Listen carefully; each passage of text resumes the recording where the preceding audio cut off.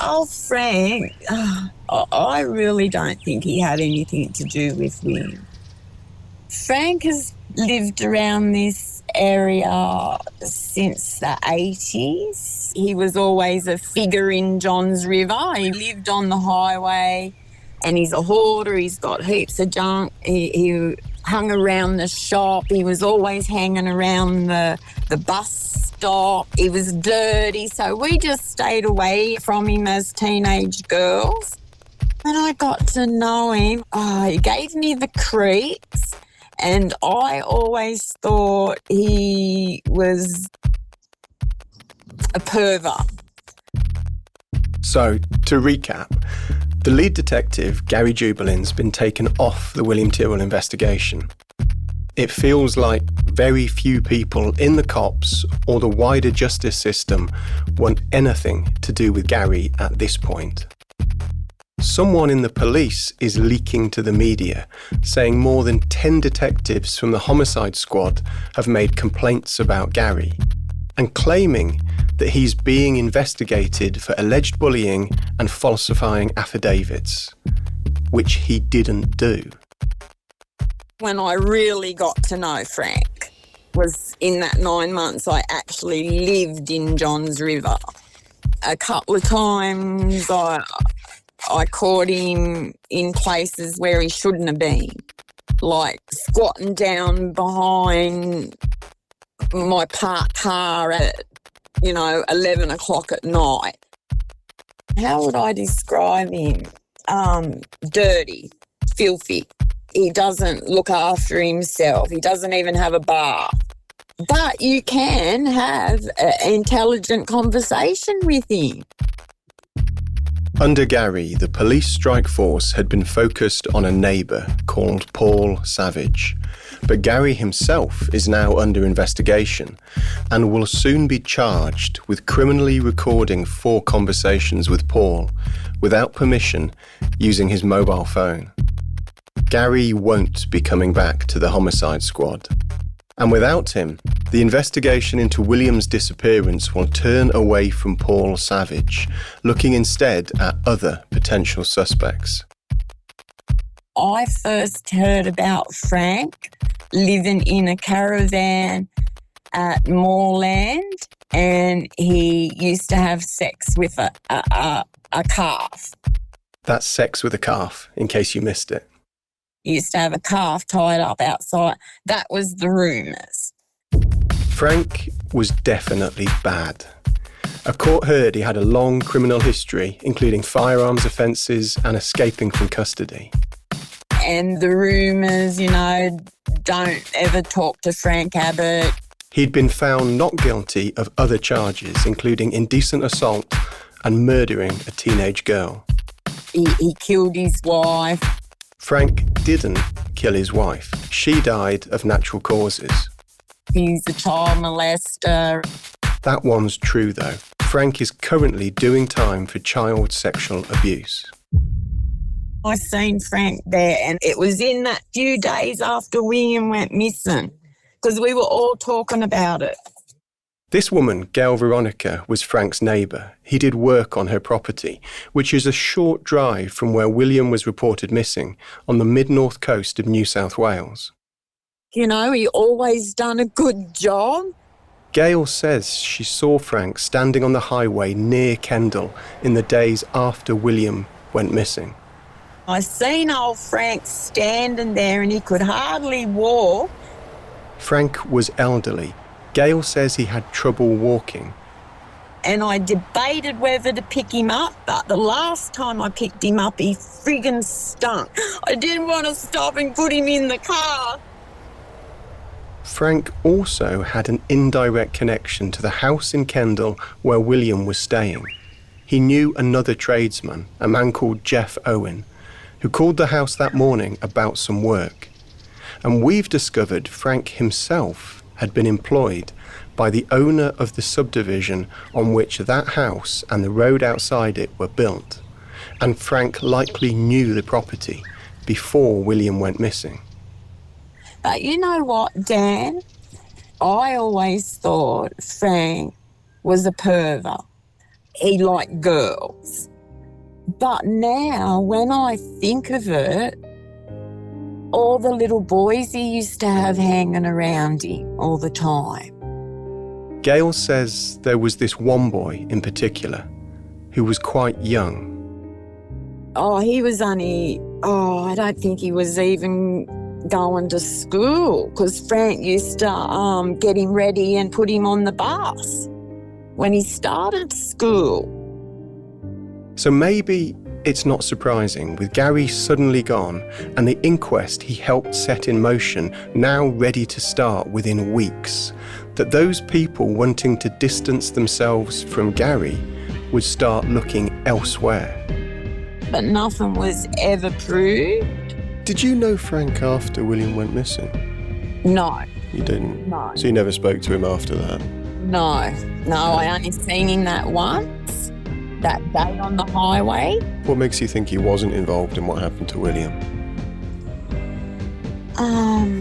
I'm really doubting myself now, Dan, since I've contacted you, maybe Frank just wanted everyone to think that girls were his sickness. Why I don't think he was involved, because he had a job to friggin' walk that day. I seen him on the highway. He had a job to walk. He could hardly friggin' walk. I don't know. Yeah, I'm doubting my little. Look, I've seen no evidence that suggests he's involved, but he certainly sounds creepy. I'm Dan Box, and from news.com.au, this is Witness William Tyrrell, Episode 9, Something Wicked.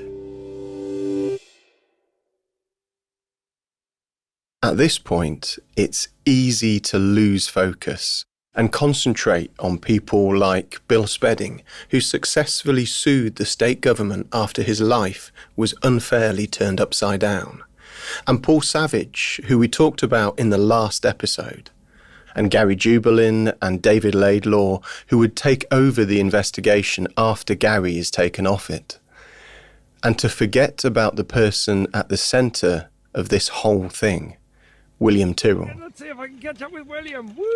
The little boy who'd been taken from one set of parents as a baby and given to another, and who grew up to love riding his bicycle, playing Daddy Tiger and wearing his Spider-Man suit. I'm just saying you can be distracted, and that matters, especially if you're one of the detectives whose job it is to find out what happened to William, when every moment spent looking at the wrong person is a moment not spent looking for the right person. And no, I don't pretend to really know what it's like to be a homicide detective, and I never knew William Tyrrell. I have no claim to any special knowledge of him, and don't pretend to be able to tell his story. But I do have a 3-year-old daughter, and I know how much she fills our lives with joy and laughter and sometimes tantrums. So that helps me remember why William matters. But if William matters, then it matters that we look at the investigation that so far hasn't found him, and keep asking why, and what went right, and what went wrong, and who are all these different people who got caught up in this investigation.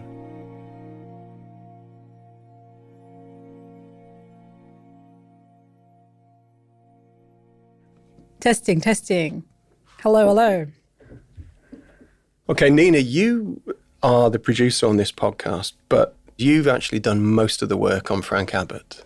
Yes. So at the time of William's disappearance, Frank was living in Herons Creek. Mm-hmm. We've been there. It's a really small village. In the forest, there's a train line and a sawmill and a few houses, and it's about 10 minutes on the back roads from Kendal, where William Tyrrell was staying.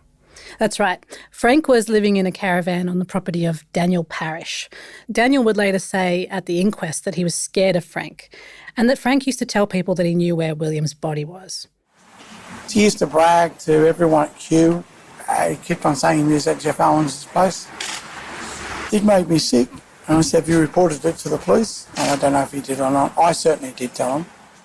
So that's Daniel speaking outside the inquest. And also at the inquest, Daniel said that Frank had threatened him at some stage and told him he'd beaten a murder charge before and he wasn't afraid to go to jail. So he'd beaten a murder charge. Frank, I think, is talking there about the murder of Helen Harrison.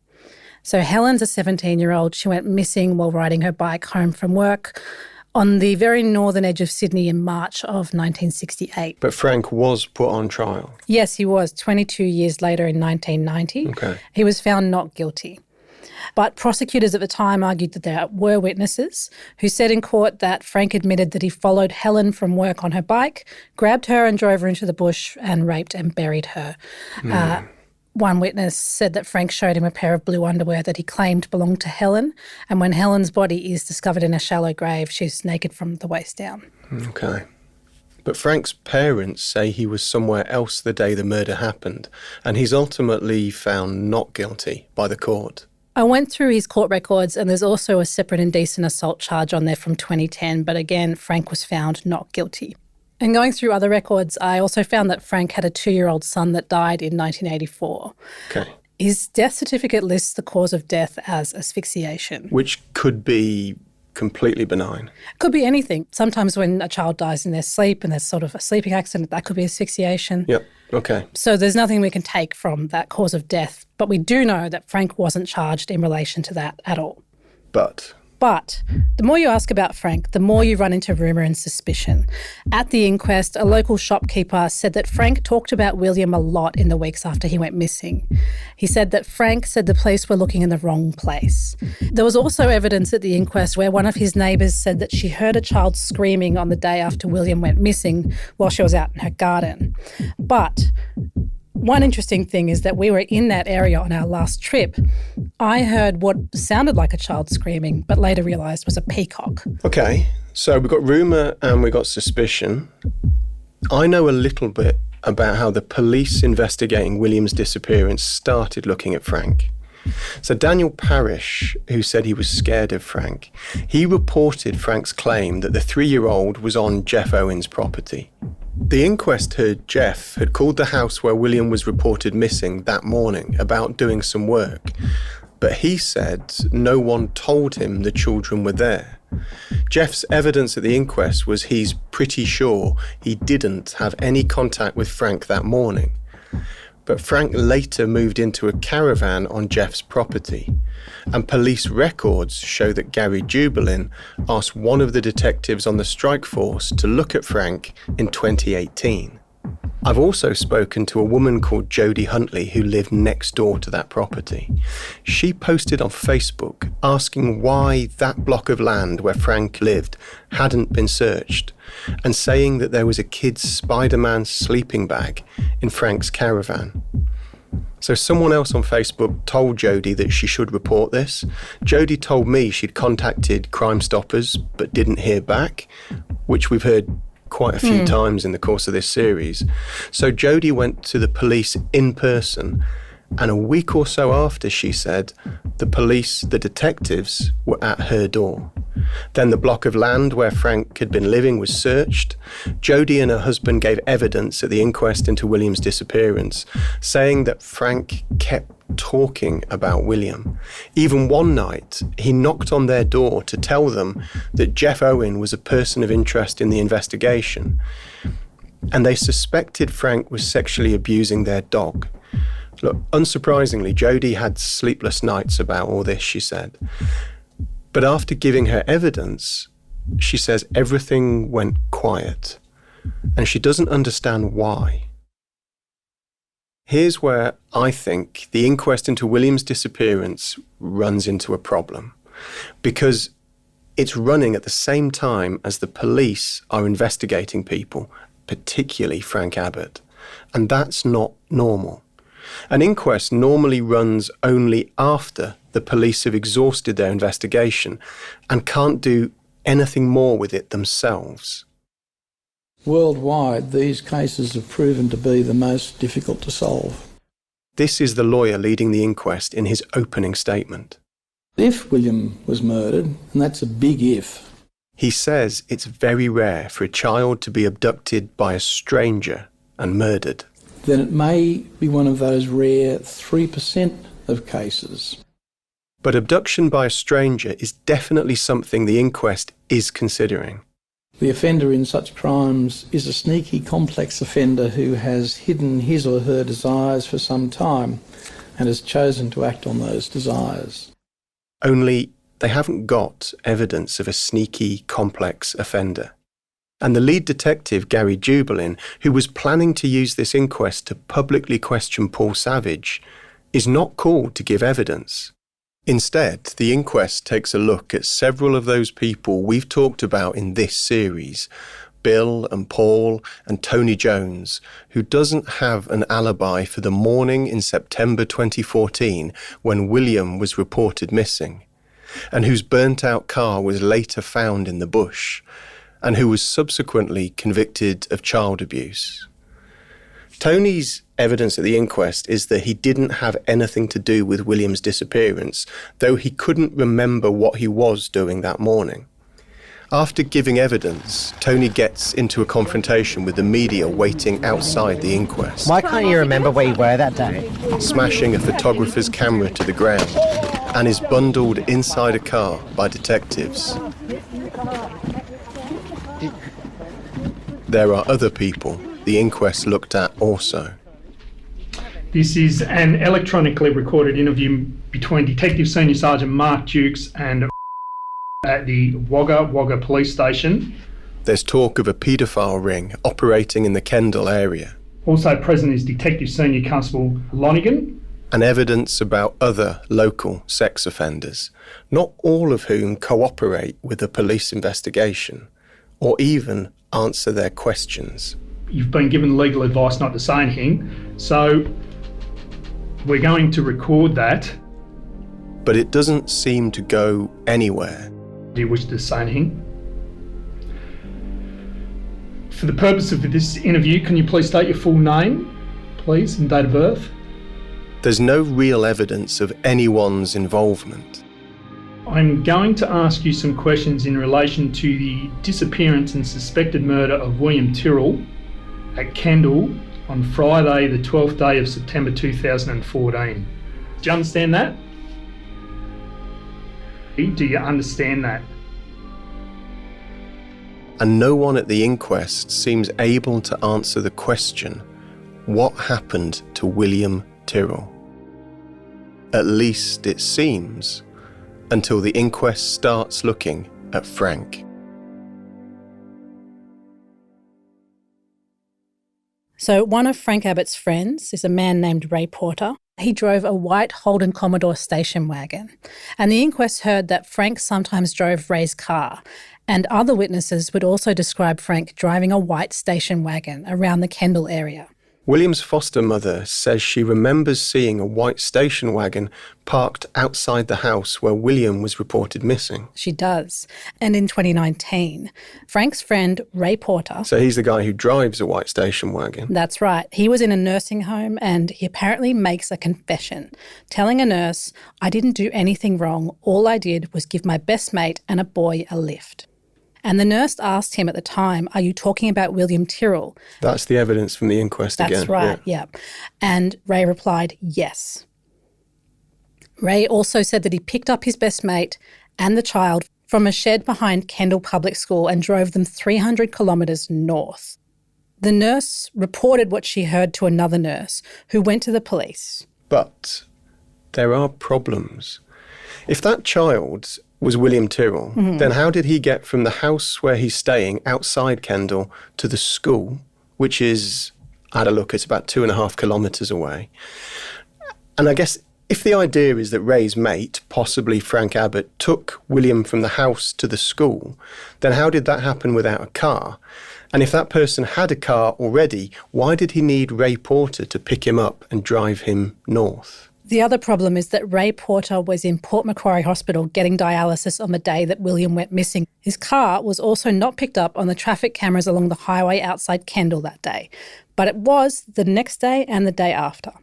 And another problem is that the inquest doesn't start looking at this in public until March 2020, which is a full year after the inquest starts, during which time Frank has all the evidence sent to him in prison by the inquest, so he can read it before the inquest hearing happens, including everything suggesting a connection to a white station wagon or William Tyrrell.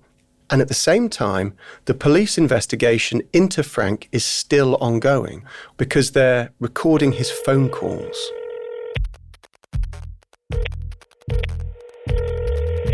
Hello, Martin. G'day, Frank. Your solicitor came in yesterday? Yeah. And that was to do with your appeal? Yeah. Yeah, she came and I asked her about the other paper and that too, and she said just don't say nothing. She said not to say nothing? Yeah. This is a phone call between Frank Abbott and a Christian pastor named Martin Parrish, who got to know Frank through his local chapel in the backwoods near where William went missing. So we've got transcripts which were tendered at the inquest. This is somebody else reading them. This call is July 2019, so that's a few months after the inquest started. And Frank's in prison for child sex offences against multiple children at this point. The pastor, Martin Parrish, says he's spoken to Frank's lawyer. Okay, I got to speak to her on Monday, and she told me she had booked in to see you tomorrow. Yeah, well, I asked about the thing, about the paperwork. I didn't understand a lot of it, and she said that you just told me don't answer. You're going to be charged with something else. At this point, we don't know what that something else is. And I said, there's nothing there that I can be charged with anything else. What I said was the truth. It doesn't involve me in any way. But there is a second phone call that same day. Hello? G'day, Frank. Twice in one day. Frank says he's been moved to prisons and he's been kept in isolation. Mate, I guess they're doing it because the police at any stage could release names of their current investigation, and that would and go through the whole system and put you at risk. The officer here said he spoke, they got other charges or something, and I said, well, all of this is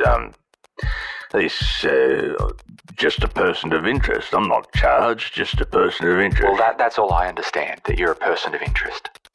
That phrase, person of interest, is the key here, because at this time, Frank is a person of interest in the investigation into the disappearance of William Tyrrell. Mate, have all the statements gone back into your personal files, or are they still sitting with you in the cell? I've still got all the papers in the cell here with me.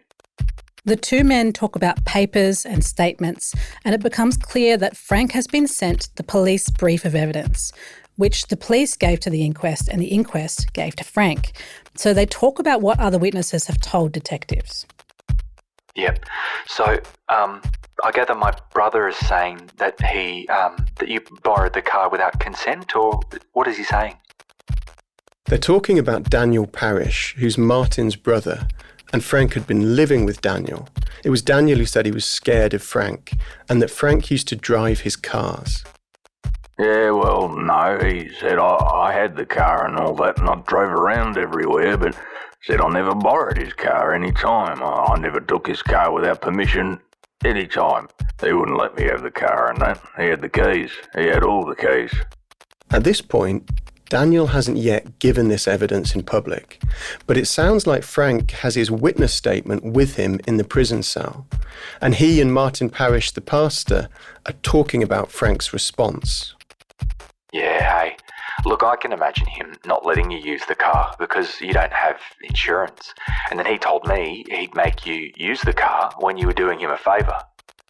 The two men also talk about another witness, a child who we can't identify. The inquest heard that this child was said to have told a babysitter that Frank claimed he killed William and put his body in a suitcase.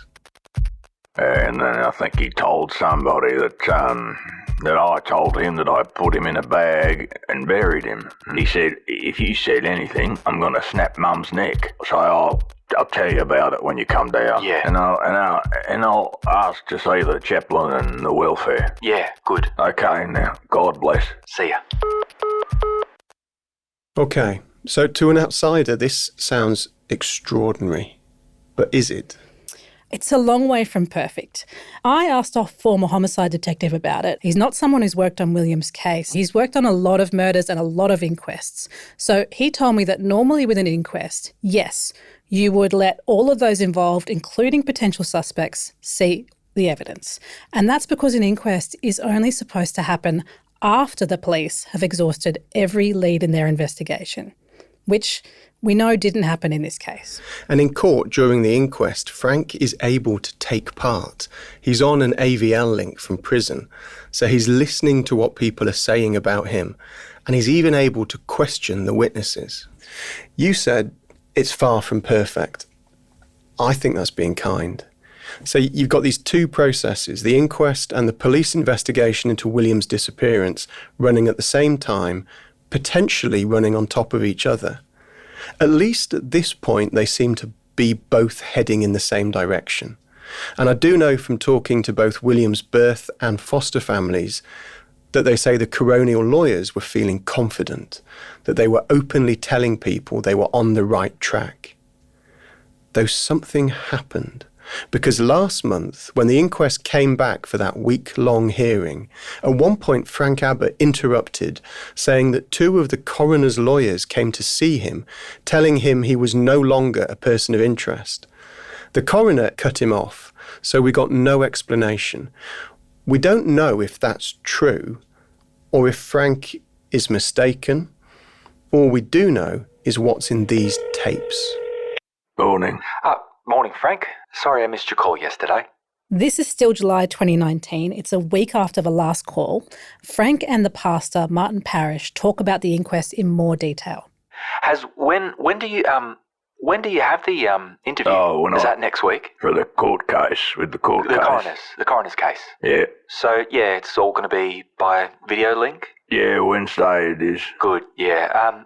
Yeah, the questions you asked me just before you left, yeah, you probably need to get legal advice on those questions. Yeah, well, that's what I was going to do. Yep. Not that she said anything I had anything to do with it. No. But it's just what I want to find out what happened to him, Just Yep. It's that I want them to find who done it. Then the pastor says something revealing. Have you heard of the name Savage? Paul Savage. Yes, I've heard of it. Yep. It was only in his records. I don't know him outside any of that. I just heard that name and I'm not making any connections. I'm just saying I've heard that name. Yeah, I got his records. Yep, yeah, it's in me files on that here. What's the significance of these two talking about Paul Savage? Well, you can hear Frank say he's got his records. It's in the files in his cells with him. And that means that Frank, who at this point is considered a potential suspect, doesn't just have the evidence that police have gathered about him. He's also got access to the evidence about other potential suspects. So meaning, if he's preparing his response to being questioned, he has everything he could possibly need. Absolutely. Shortly after this call in August of 2019, they searched a property near where Frank was living and they brought in heavy equipment to move piles of old dead logs. On the same day, Frank and his pastor are on a phone call discussing the evidence. I said it was 14:07:48. What was that? 14:07? 14:07 is the time a traffic camera out on the highway picks up one of the cars belonging to Daniel Parrish, the man who Frank once lived with and who says Frank might have driven them. 14, so that's 2 o'clock? Yeah. In the afternoon? Yeah. But William Tyrrell went missing much earlier than that. Yeah, 10 o'clock. 10 o'clock? Yeah. Oh, okay. So they're checking up on every car that... give me a second. The police, they're digging back in Herons Creek again. Yeah. So I don't think it's got anything to do with you at all. The pastor is wrong about that. That search had everything to do with Frank Abbott. Oh, look, these are all the things that you need to write down. That it doesn't make sense. Ring Helen and ask Helen. She can organise for me to go on there. I will give Helen a ring when I get home. A week after that phone call, it's announced that the public hearings of the inquest are going to be suspended for 6 months, and the coroner doesn't explain it. But Frank and his pastor keep talking on the phone. And there's a few clues in these conversations suggesting that the delay is due to the police investigation. G'day, Martin. You've read all the witness statements. Did they say anything about you and the conversation with David Abbott, No, your brother? I don't think he ever spoke to David. Yeah, but Benny said in his statement that I used to have arguments with Jeff in 2011 and 2012. You used to have arguments with Jeff? Yeah, well, at the time I was arguing with Jeff, he used to go inside, because he didn't want to listen to it. With Jeff Owen? Yeah. He said Jeff had many cars. Well, Jeff never. I only know him. He had two. The white sedan thing he had. There again is the mention of a white car, like the one William's foster mother says she saw that morning. Soon after, there's a suggestion the police are looking at where Frank was on the morning William was reported missing. Yeah, that's in me head that I was there on the Thursday, working to him till lunchtime, and as you know, the police got proof that I was in Hope. Yep. From 9:30, 10 o'clock, because I drew money out of my bank there. So, yeah, look, I don't know where the police are up to. 2 months later, they talk about detectives visiting Frank's brothers Les and David. Yeah, I talked to Les and David a few days ago now, and they said that Yep. they'd been up there and seen them. Yep. Yeah, they went up and paid a visit to them up there.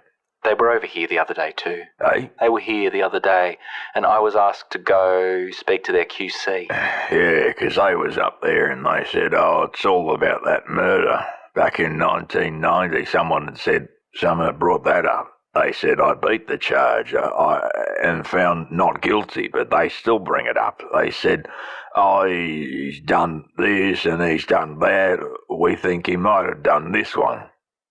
That's the murder of Helen Harrison, the 17-year-old who was abducted, raped and later found buried. Frank was found not guilty, but Frank's saying that police are asking questions about it and that they think he might have been involved in William's disappearance. Well, that's their thinking. Yeah, now they got CCTV footage of Thursday. He was just Heatherbray. He was at McDonald's at Heatherbray. They stopped there for a meal on their way up to Kendall. Heatherbray was where William's foster family stopped at a McDonald's on the drive from Sydney up to Kendall, where William would go missing. And I borrowed somebody's car and went down, enticed him out with lollies and ice cream out of the yard. So that's what the feds are trying to deduct? They told David that that's what I'd done. I'd borrowed somebody's car and went down and enticed him out of the yard. I didn't even know there was anybody, like any kid in that street, and I've never been in that street in my life.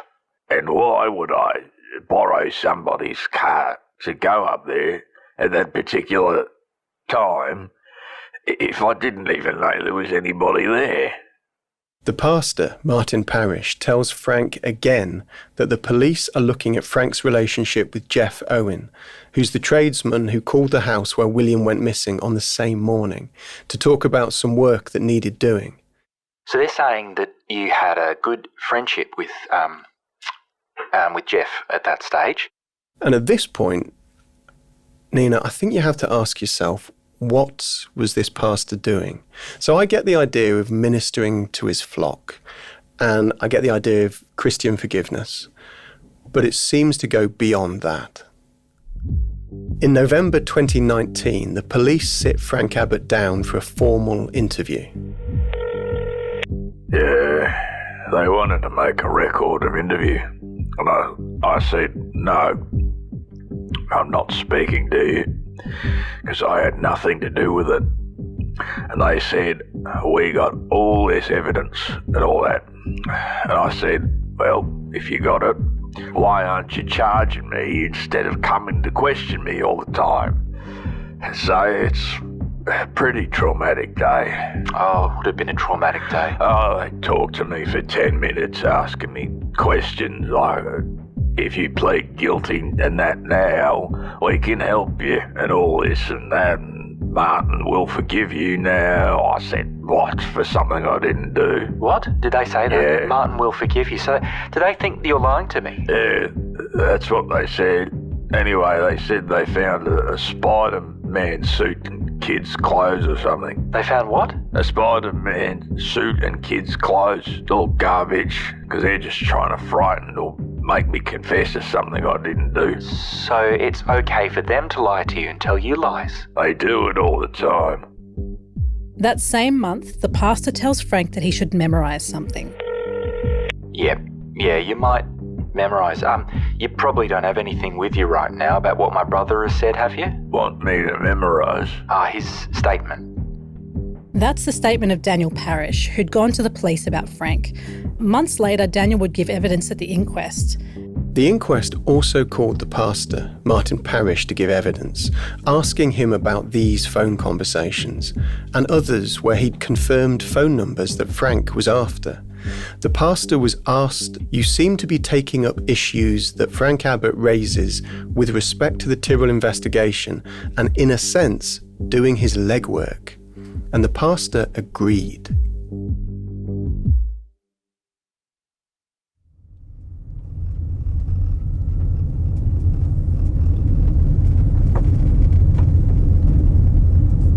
A few weeks ago, Nina and I drove up to Herons Creek. Man there said, this way, not the first left, but take the second left, and then it's just round the corner.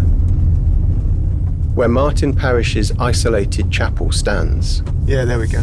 There's the church. Next to his house and his quiet, sunlit garden. Okay. There's a car, so there's someone home. I'm going to swing us round and park it facing that way in the shade, so if we need to leave. I wanted to ask him why he did this legwork as Frank Abbott prepared for the inquest, particularly given Frank was then in prison for abusing children. But we couldn't find the pastor. So the neighbour says Martin has been away for a month, and she doesn't know why, but she wouldn't give me his number, but she's going to call in and give him mine. We also left a written message posted through his screen door. And I've got a number for another priest who works with him that I'll call when we're back in the office. We've heard nothing. Yeah, how's everything there? Good? Yeah, everything's good. Oh, yeah, that's good. Anyway, Jeanette's not with me, so she sends her love. Yeah. Take care, mate. Yeah, God bless you all up there, and I'll give you a ring bit later on. Okay, mate. And another thing we can't explain at this point is why, when the inquest finally resumes after that 6-month break in which the police investigated Frank Abbott, Frank is not called to answer questions in public. The final part of an inquest into the disappearance of New South Wales toddler William Tyrrell has begun. Meaning all of this will be left hanging without resolution. And crucially, there is still no evidence that puts Frank Abbott at the house where William was reported missing. Rob, what are we likely to hear from today's proceedings? By now, there's a new leadership in the police force. This is expected to be the final stage of the William Tyrrell inquest, set down for 2 weeks here in Taree. As well as replacing Gary Jubelin, The inquest has also heard from a number of high-profile people of interest. There's a new homicide squad commander, Scott Cook, and a new commissioner in charge of the police force, Mick Fuller. This morning, New South Wales Police Commissioner Michael Fuller addressed criticism police have fallen away from investigating William's disappearance. And the reality is that there are 400 plus cold cases, and I have to make sure that each one of those is getting the same sort of effort. And by now, William's foster parents have gone public in another podcast with the journalist Leah Harris. Because it's outrageous that this has happened. It's outrageous that it's taken this amount of time. Criticising the police for not doing enough to find William. So I don't trust police. I can't. And for taking Gary off the investigation. And nobody within that police organisation is fighting for William. The only people who are fighting for William is us and Gary. Yep. And personally criticising those now in charge. We have been ignored. I have had to write letters, I have left telephone calls, I have left messages, and we have been ignored. Yep. Who exactly has ignored you? Mick Fuller. And he's passed it down the chain of his command till it lands with Scott Cook. And how has he handled it? Not very well. Unprofessional, incredibly lack of empathy. Extraordinarily poorly. And we would have expected a whole lot more from someone of that sort of position in this, seniority of the police force. Sorry, that's just... Crickets in the wind. Yep. Crickets in the wind. The sound of silence has been deafening. And it's not for us. This is for William. The inquest doesn't come to an end, as expected. Instead, it's adjourned again for months. Around the same time, Gary Jubelin is put on trial for recording his conversations with the person of interest, Paul Savage. Gary's defence is basically that he had a lawful reason to record them, because he was doing police work and also worried that Paul might accuse him of doing something he hadn't. Which actually Paul does do. I remember sitting in the courtroom when Paul gave evidence, saying that Gary had threatened to arrest him and saying Gary told him that he was coming back the next day to pick Paul up. And we know Gary didn't say that because Gary recorded their conversation. But, spoiler alert, the magistrate doesn't agree and finds him guilty, accusing Gary of pursuing Paul at all costs. Accusing Gary of lying on the witness stand, saying Gary's investigation was above and beyond legality. Honestly, it's pretty full-on criticism and meant absolutely no one in the police or in the court system wants anything to do with Gary after. I'm not challenging the magistrate's decision. But there are a few interesting things I noticed sitting in court watching Gary Jubelin on trial. Firstly, the police don't always let these things play out so publicly. Since then, there have been other police officers charged with various offences, and the force doesn't always issue a press release, let alone brief the media off the record. Tonight, 9 News can reveal details involving a high-ranking member of the New South Wales Police Force facing criminal charges. This was last year, and the high-ranking member of the police force allegedly downed about 20 drinks at a work party, then got in his car to drive home. I'm joined by our chief court reporter, Tiffany Genders. Tiff, what can you tell us? Pete, a senior member of the state's police executive has been charged with high-range drink driving 6 months after allegedly crashing and later abandoning his vehicle. This cop's name will not become public.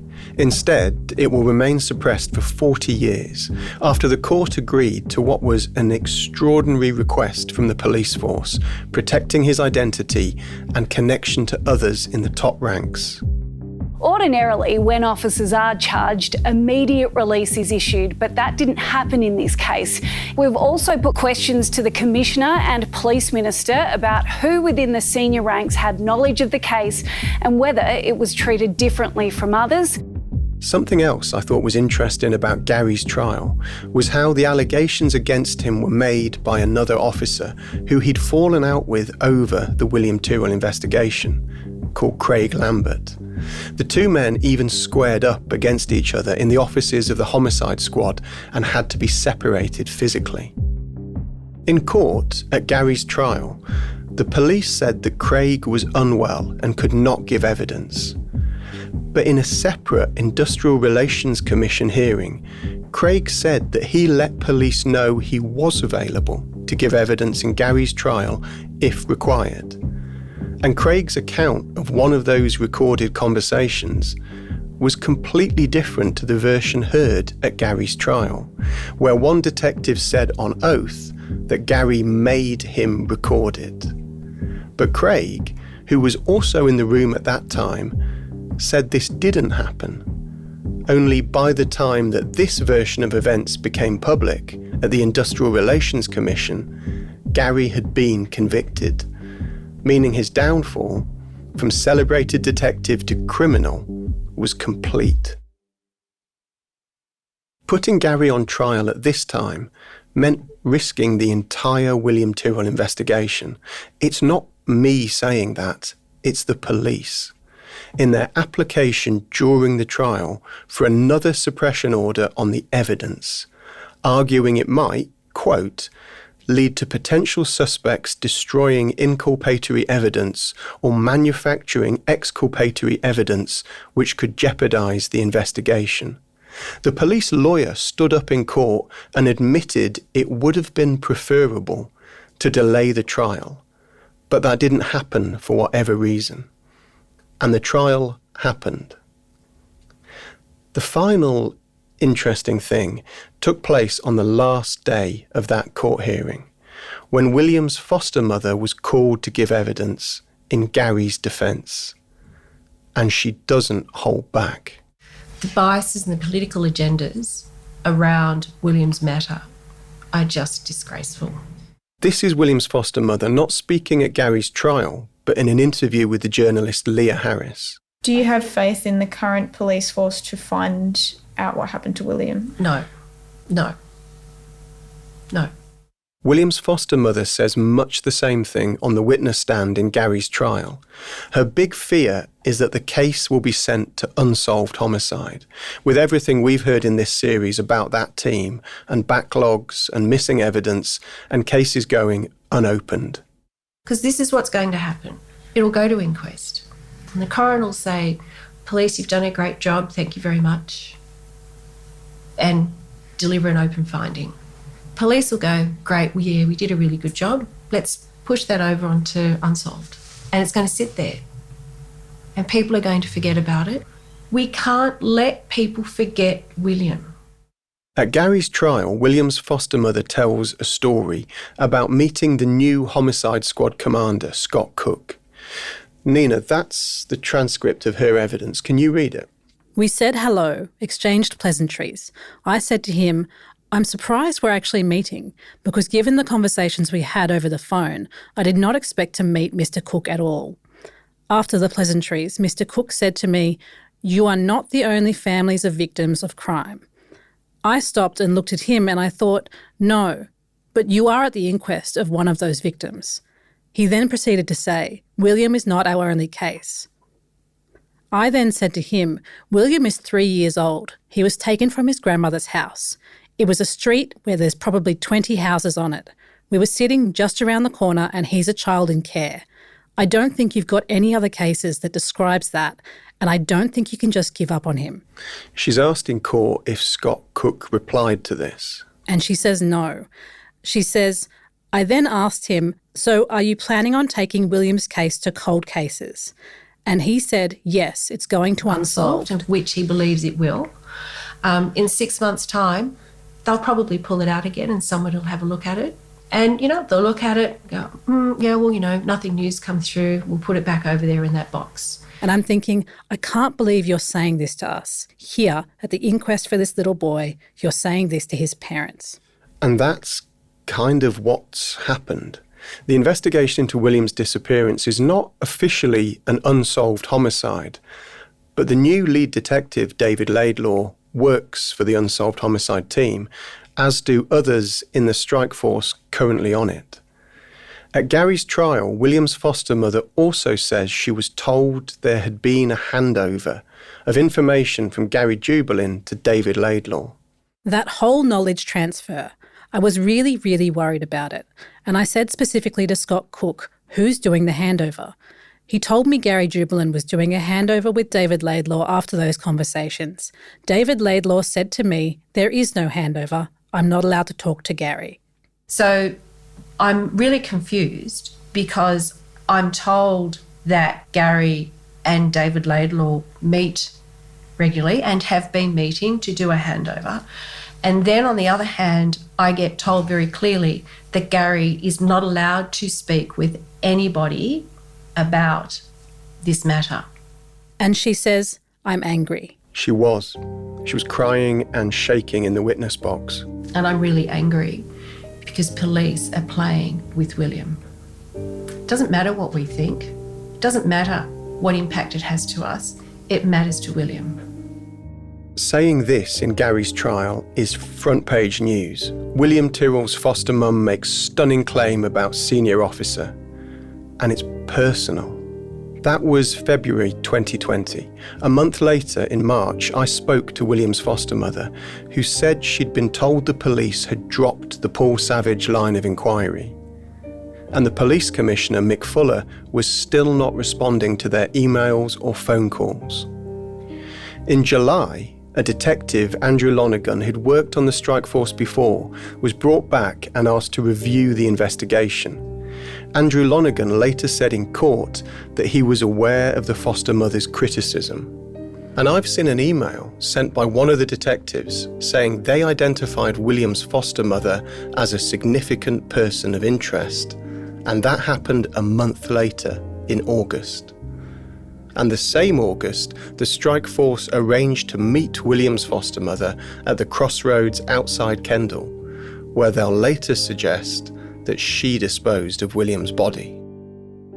But that also means the police are investigating yet another person of interest while the inquest is still going, because the inquest comes back in October for what it says will definitely be its final hearings. William's foster parents also spoke about their frustrations and the lack of progress. Today we are at the same point we were 6 years ago. Life will never be the same, William's biological family told the court. Only it's not the final hearings, and the coroner doesn't hand down her findings as she promises, because within weeks, the police are installing covert surveillance inside the foster parents' home. And a year later, the New South Wales Police Commissioner will be giving this radio interview. You know, my understanding is from the investigators is that there is certainly one person in particular that we are looking closely at. How confident are you about the suspect that your detectives have in mind? Look, I'll say this, Ben, I'm confident that the team who has the investigation at the moment, I'm confident they can solve it. I truly believe that. We'll get into that in detail next time on Witness William Tyrrell.